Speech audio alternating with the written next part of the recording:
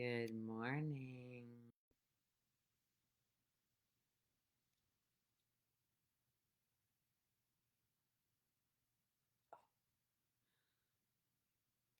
All right.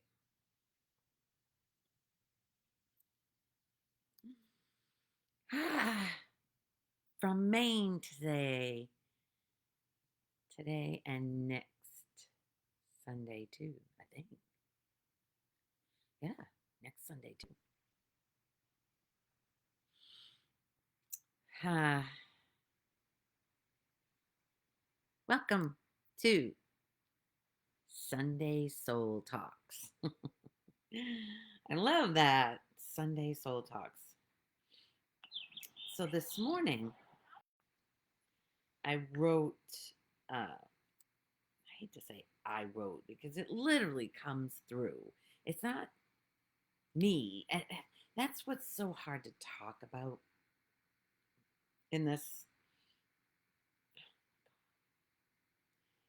because in this dream of separation, there is, there's seemingly Lori's life. And I say seemingly because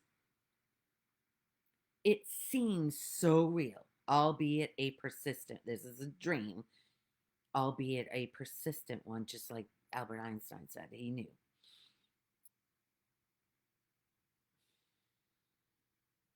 It seems like there's a Lori going through life and learning or unlearning what she was taught from the time she was born. Seemingly born. Seemingly born. So that's why it's so hard to talk about it.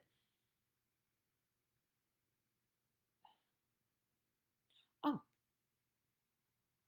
and the posts that I write are from that me. Because how else? How else are we going to talk about this? If we're not real, if we are just literally, these bodies are our imagination,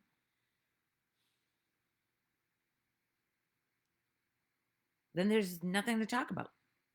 This little me here, this little Lori who believes that she's this person on a timeline from birth to death, and what she does is real, and what they do is real. Oh, I had no idea it was going to go this way. I had no idea this morning was going to be like this.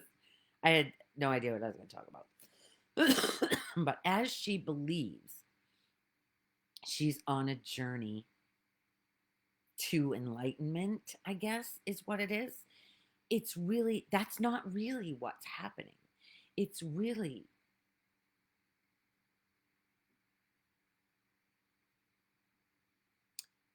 so the life force, the energy,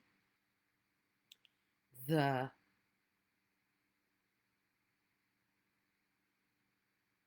aliveness that this body has taken on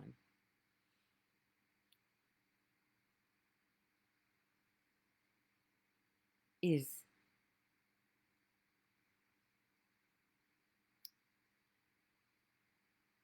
nothing that the mind is going to put in a box of knowing.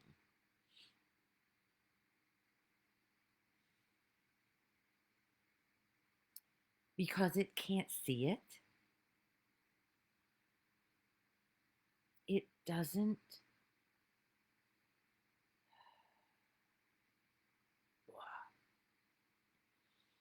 It's not easy to talk about this because even if I say the me, the Lori, me, that's not, it's not who I am. It's not who you are. That that little me that you believe yourself to be. You've been conditioned to believe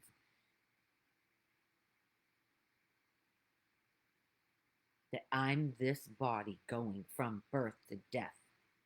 And in between that, the little dash between the birth date and the death date of the me, the little dash is where the little me can come to remember that it's not, none of what happens in that dash is who I am, is who you are. None of it. If you hang on to anything that has happened to me, they did this to me, or I, my abuser, you put in my in front of anything and it claims it. The mind claims it as its own. Now you can go through the rest of your life saying, my abuser did da da da da da to me, and it's gone. Say it happened when you were a child. Are you going to continue to honor all of that drama, taking away the joy and the love that you are right now? All those thoughts of what's happened to me is what's keeping the joy from life, your life, from life, from experiencing. There's experiences happening, but for no one, no one, there's no me inside here. They cannot open up this and say, oh, that's where Lori is. Lori is a bunch of thoughts about Lori. Thoughts that aren't real. Jeez, I didn't think I was gonna go here. I've been listening to Anita Mogiani. There's an audio video that came up on YouTube about Wayne Dyer having her up there. I don't know how long ago. It's an older, because it's when Wayne was alive. So her part in it is when she first started doing, talking about her near death experience. And it is the most powerful near death experience I've ever.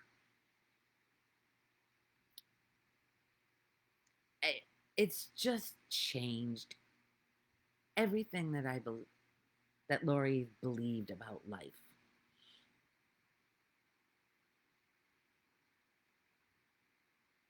Just listening to her and feeling, it makes you remember, kind of like when you listen to this, it makes you remember there's something in there. The energy of who you really are is remembering. It it feels the truth in it. It feels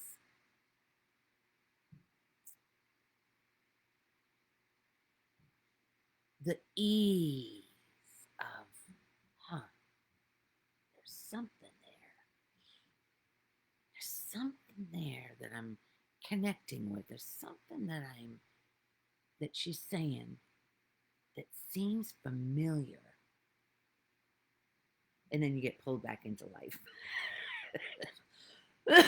The me gets back into identifying with all the problems. I'm telling you, there are zero problems. When you are feeling upset, I'm talking to myself right now because they charged us $1,800 for a car for the stay up here. And the first car was filthy. It smelled, I don't even know what the smell was. So Peter went back in and said, look, if I'm going to pay this much money, I got to have something I'm comfortable in. They put us in another car. I don't know what this smell. Peter says it's been wet and dried. It's like it's not even a sour smell. I don't know, but it makes me sneeze. That's what's happening in the story of Lori. So he brought it. Well, then we're on the highway with this second car, and it's doing this vibration thing, this noise. And Peter goes, I said, what the hell is that? He goes, that's the car next to us. I said, no, it isn't. It's this one. It's done it, I don't even know how many times. So when we get back, we're going to be talking to them. I don't know what the smell is. Anyway, Lori, the thoughts are, oh my God, all this money. Wow. And I can see the loops of thought of lack. There's not enough. When I'm not enough, there's not enough. How many times have you seen yourself getting into a loop of fear of the future? There's not enough.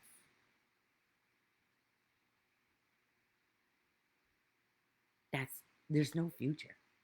There's only right now. And when you breathe, because that agitation, that thought loop makes the body contract and act all. It takes away your joyful now. When you breathe and consciously focus on that breath, you cannot be in those thoughts.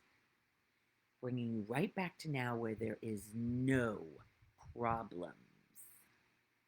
In the now, no past, no future, there is no problems. None. Staying in the now for the me has got to be the hardest thing because the me is identified by the past trauma and the future going to be trauma, going to be disaster. All of that is the dream of separation. And it's not real. It's not true. Can you feel that?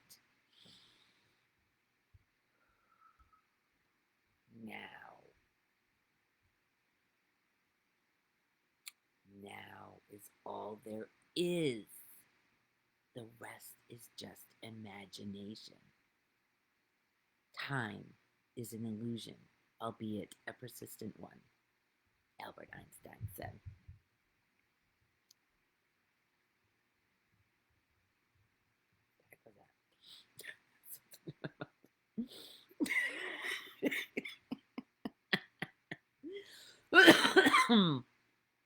Albeit a persistent one. It is persistent. That's why you've got to have compassion for you, love for you, love for that little me that you believe yourself to be. All those thoughts in there, all thoughts are of, I'm not good enough and something's wrong with me. Something bad's gonna happen.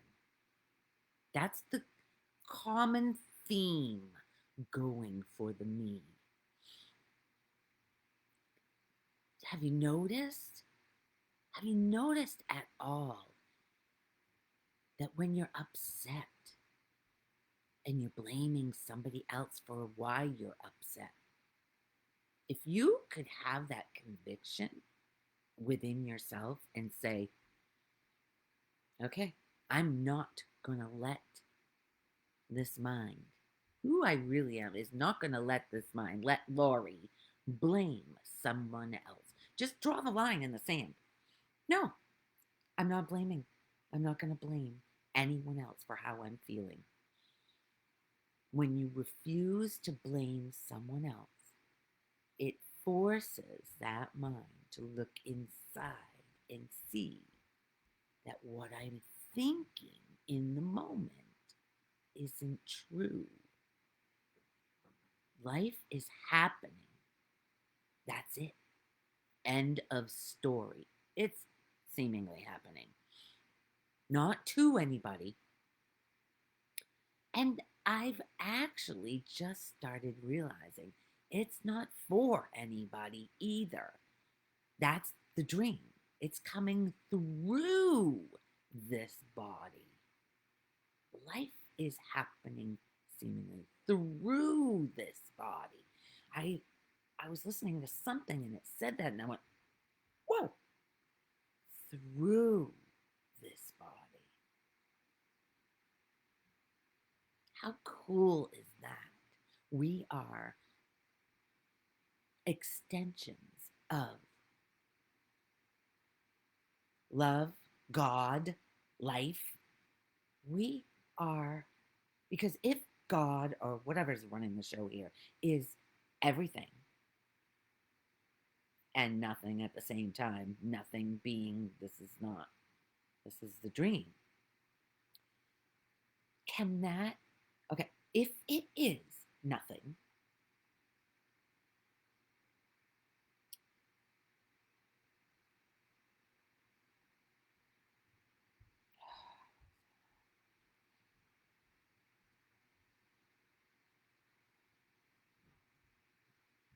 if it is separate,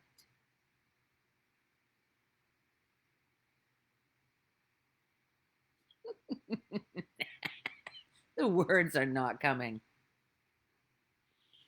If this dream was real, it's no wonder there's fighting in this world because every single one of us believes we're doing it wrong. That is one of the number one beliefs that subconsciously already I'm noticing. My little 2 year old, well, he'll be 2 on the 4th. Today's his birthday party because everybody has something else to do on the 4th and nobody wants to go to it. I mean, except close. It's actually just close family that's coming. And that's 30 people. But as he's already, he's not even 2, he's already arguing. He's already needing to be right because the elders, when he says something and they say, no, it's this way, now he's being the parrot. No. Because when you ask him something now, he says, no, no. It's so stinking cute. But that's where it starts. No. There's already a belief beginning that I'm this little me, Eli, Lori, whoever. And it comes along with, I'm wrong. I can do it wrong. There's something wrong with me.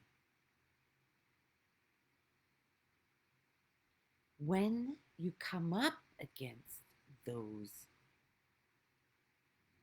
ideas, those thoughts, or if there's a strong sense of needing to be right there, you know you're coming from that false self. Take a breath. You don't need to be right. And it's only coming from the belief that I'm wrong. Underneath, subconsciously, that's why needing to be right is so strong, because it's a belief that I'm wrong. This is it's a, within the past 6 months, this has been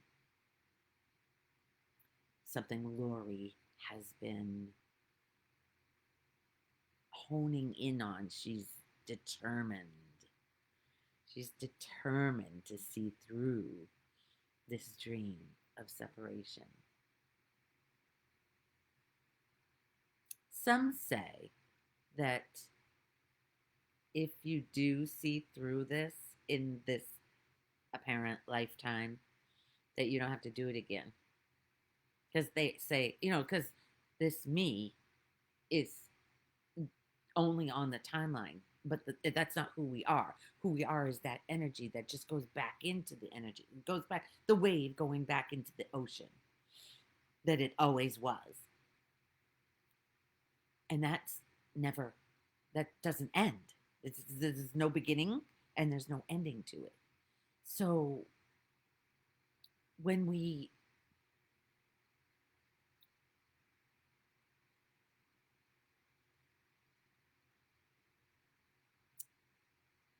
believe we are going through this life,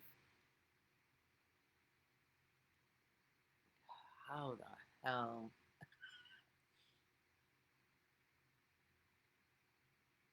That energy has come into countless waves,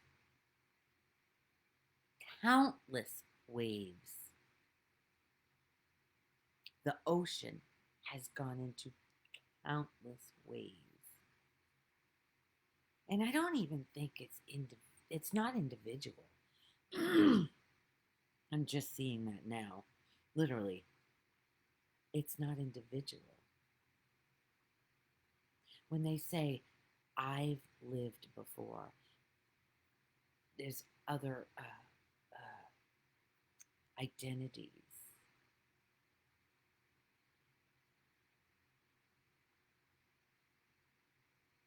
It's not individual. It's not Lori that has lived other. It's just life is living through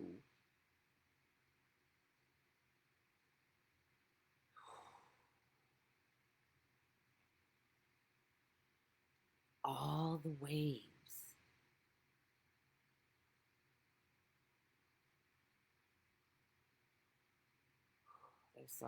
There's something here that I'm not sure. I'm not sure. I don't know. Can you guys feel into this? Because it's a feeling.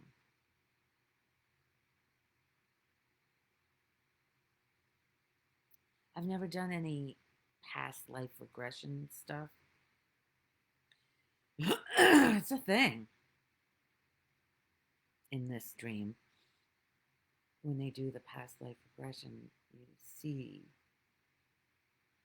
apparently what has happened in another incarnation, but it's also happening at the same time. Because time is not linear. It's like the cross. When Jesus was on the cross, there was the timeline of the man, but the whole time it's just energy coming through this body. There's only now, right now. No, nothing separate from right now. There's nothing separate from now.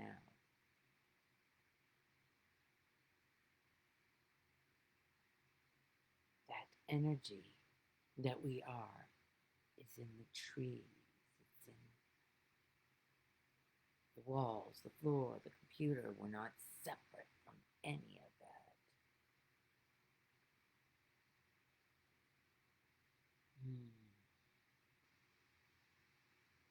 The one that yells at you, you're not separate from that. That is happening through you, for you to wake up from this dream. The ones that have passed, they didn't go anywhere. Have you noticed that your mind uses the others to hurt you? Guilt. Guilt, shame, regret, all of that is just your mind using another me to hurt this, to hurt it.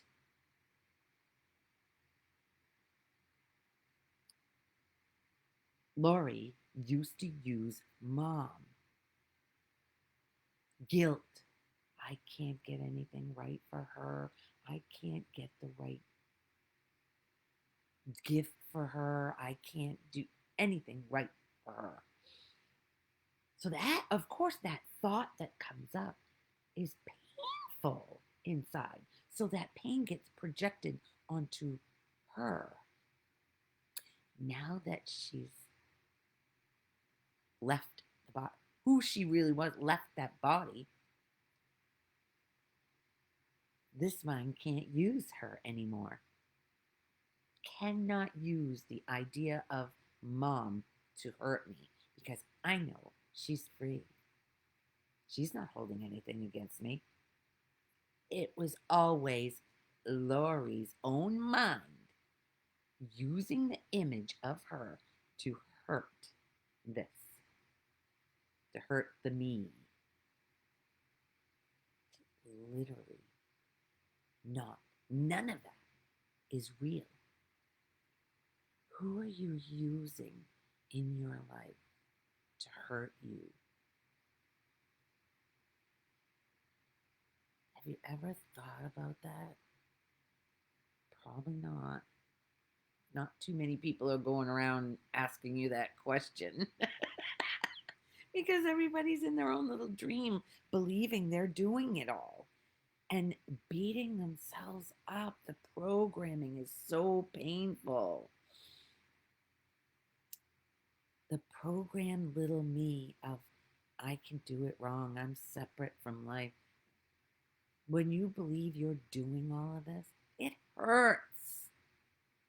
And we get numb to the hurt. We get numb to it until something really hurts. Something is really consistently painful. You know, like if that lady that yelled at me a couple weeks ago, if I had, I don't know, there's other people who don't know, I don't know if you've heard this, but I was at a Luke Bryan concert and this woman, I whatever Lori said triggered Patty, made her slip out and say, if I had pepper spray, I'd spray it in your face. If Lori believed she was doing something wrong, there would be an automatic deflection back to her. You, blah, blah, blah, holding resentment for her and anger and bitterness. And that would be a cause for Lori to look inside and say, okay, if I can't blame her for how I'm feeling right now, what am I thinking and believing? If I refuse to blame someone else for my pain, I have to look back and say, what am I thinking and believing? She did this to me. Really? Really?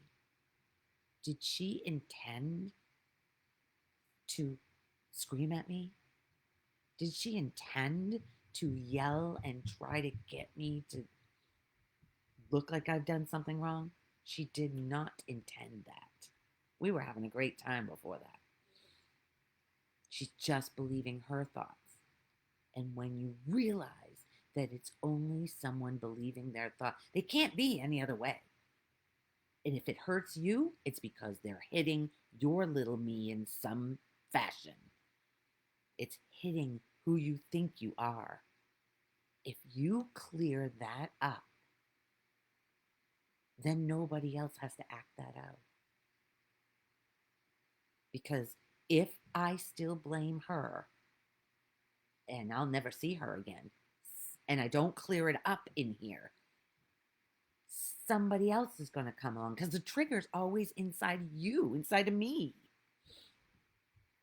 Clearing these triggers up, I'm telling you, it's freedom. It's freedom to be. When somebody, Bruce Adams used to say, just be, Lori, just be. Well, I didn't know how the hell to be. I thought I was being. I thought I was being. How do you remember when you've spent your whole life believing that you're doing this wrong or they're doing it wrong and all of this is a pain in my ass? How can you remember to just be when you're being run subconsciously by those thoughts? Those subconscious thoughts can become conscious. They can become clarity. I was doing something this morning. See, this body, Lori, named Lori, was seemingly vacuuming this morning. There was something that came up, a pattern of thought. God, what was it? As if I was doing it wrong. Then I caught it. I caught it. I, the one who's aware, the one, well, gosh.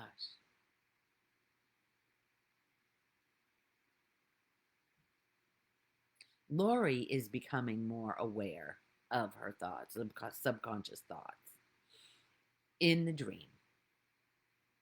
All the while, who she really is, the energy, the life force, the essence of her, doesn't know any of this is going on. Doesn't, it's not, just animating this thing. It's just animating this body. It doesn't give a shit about anything that's happening.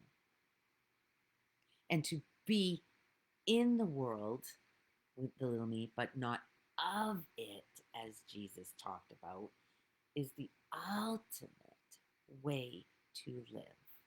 Because that's where the joy resides, the happiness of being you.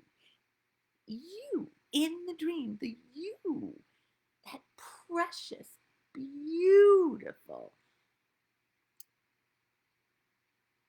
love being that you are. That doesn't need a thing from the world. Doesn't need love from somebody else. That's another thing. When you don't realize the love that you are, you try to get it from others. How's that working for you? Dr. Phil would say. It doesn't. There's no way you can get love from somebody else. You're already it. If this journey is anything, it's coming back to realizing the love that you are. But you don't need it from somebody else. And if you're judging someone else as doing life wrong, you're hurting you because you are no different than them. Know that your thoughts are hurting you. They're hurting you. Become aware. It is possible to become aware of the patterns of thought in those quiet moments. Oh, there's another thought. There's a thought. And if somebody's having a problem with you, it's not yours unless you entertain it, unless you give it a thought, unless a thought comes up, oh, am I being that? Right there. Right there, you know. Right there, you know that you're caught up in the me. The minute you entertain a thought of somebody, like when that woman yelled at me and was so angry, literally, there was no blame. I do not have any resentment towards her, any bitterness. If I did, that would be living in this body, resentment and bitterness. It hurts to hold that. And when you start loving this, you can't hold that anymore. You don't want to. Because you love it too much to hurt it. You realize that you're the one hurting it, not the other person. You are hurting it. And we take on, that's what the thing I wrote this morning, or that came through this morning. It says, do you realize we only allow other people to treat us the way we already treat ourselves inside? The thing is, I'm not judging her, that woman, as treating me anyway, really. I know it was clear in the moment that she's in a lot of pain. And all that came up was compassion for her. Love and compassion. And I told her, I love you. I, which wasn't accepted, but she's going someday in her life review. We accept the way others treat us according to how we believe we deserve to be treated. Most of our thoughts every single day are focused around there's something wrong with me, or I've done something wrong in the past, or they've done something wrong to me. And all of this is completely unconscious until we start questioning ourselves. Recently, a woman was very aggressive towards me and threatened if she had pepper spray, she'd spray it in my face. If I was the old me, the believing the thoughts, I would I would have thought I was a victim of her wrath. I would have thought thoughts of doing something wrong to make her react to me that way. This whole incident would have been added to the trauma of Lori's life. I would have been talking about it as if I was the victim of her to anyone that would listen to what she did to me, or what she's doing in her life that's wrong, which hurts me. It would have been stirring up all kinds of awful feelings inside, which would be lumped into all the other times I was a victim of life in the past. What you doing? What you looking for? Huh? You gonna take a shower? Is that what? Oh, later. So what are you doing now? Oh, why? It's wet out there and the feet's so. Okay. All right.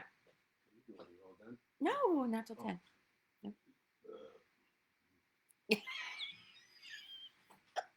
Yes, we burp, we fart, we do all kinds of things that we feel wrong about. Excuse me, like we've done something wrong.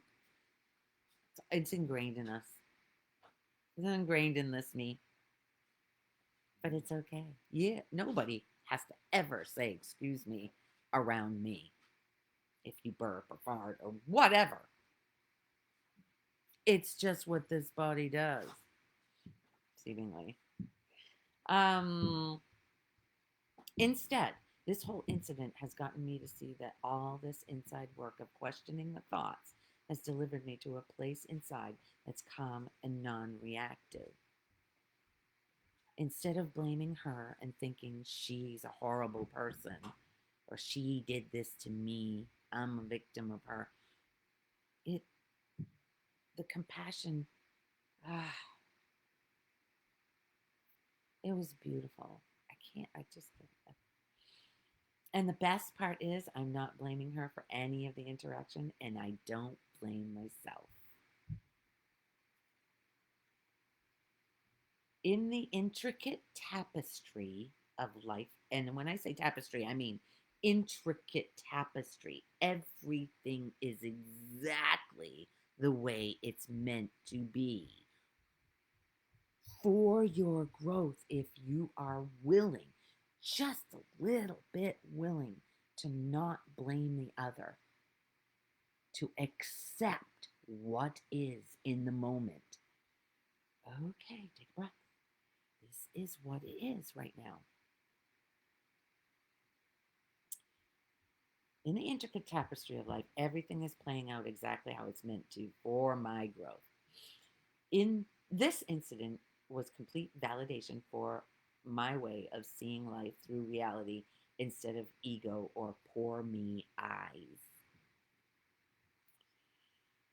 When you see a life of when you see a life of what it is instead of what you think it is through your conditioning, it's a whole new way to experience life. There's a lot more joy and happiness, which is our true nature. We've just forgotten. If you're struggling with your thoughts, send me a message so we can work on this. One of my one one one conversation can change so much. It's my favorite thing to talk about, and I was put here to help people. Willing, if you're willing, that's all. That's all. All you need to be is a little bit willing to stop blaming others because you want this insanity to stop. Because the question came up. There has to be another way. There has to be another way to see life.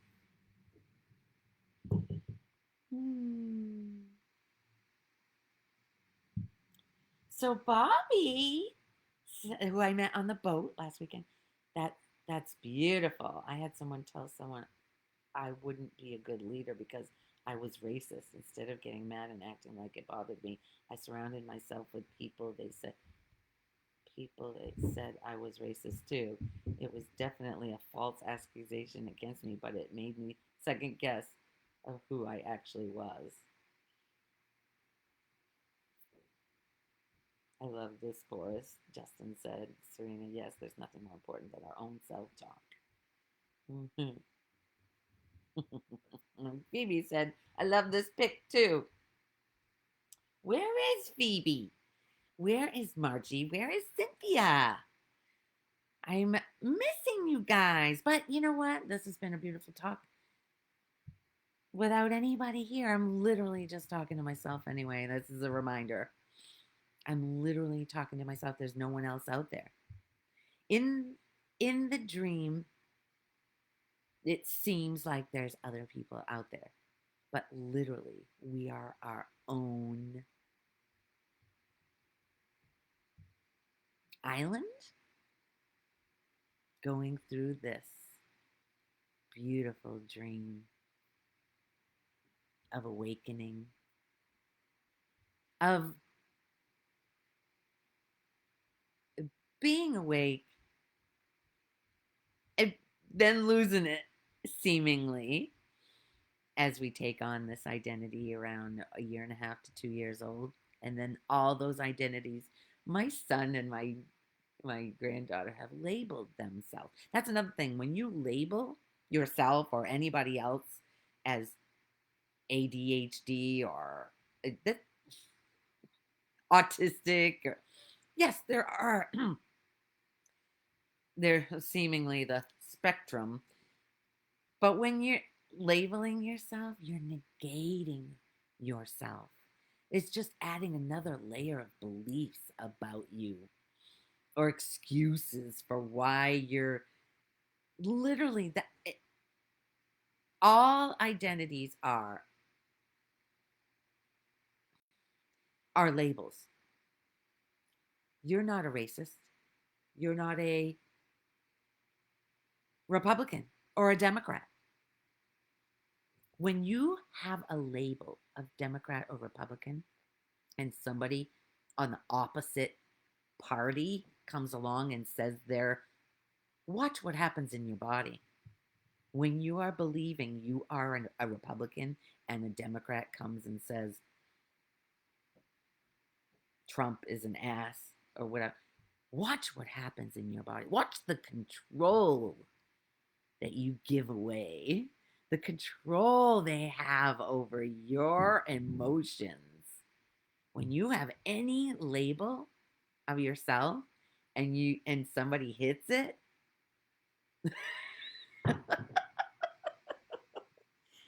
it's freaking hilarious. That's why there's so much pain in this world. There's so much fighting. I am a Democrat. I am whatever. I'm a Republican. Really? Really? Then why does it hurt you if somebody says something opposite, like from a Democrat? What did you feel about Biden if you were a Republican?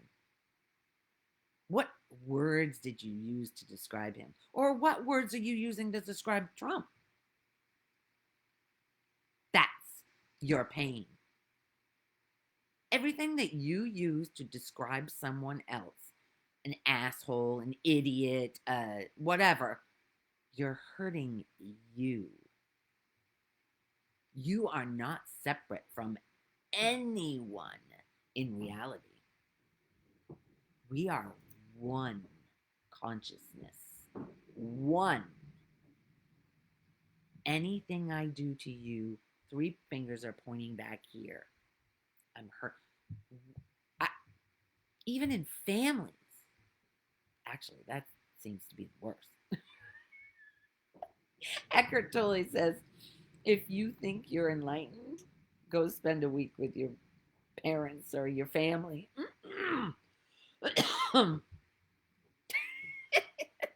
It's the best, though. It's the best because if you have that staunch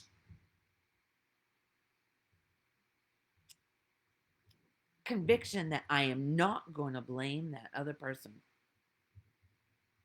there's your salvation right there. If you're a little bit willing to just not blame somebody else, come back to now. What is wrong? You cannot focus on your breath now and entertain all those thoughts. They're gone. The minute you do this, you're back to now. All of that is gone. All of that bullshit. All of that imagination. All gone. The minute you come back to now.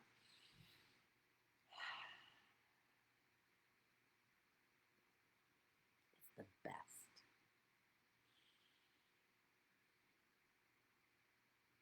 Wow. Made it through this whole talk with no one else. Beautiful. Absolute perfection.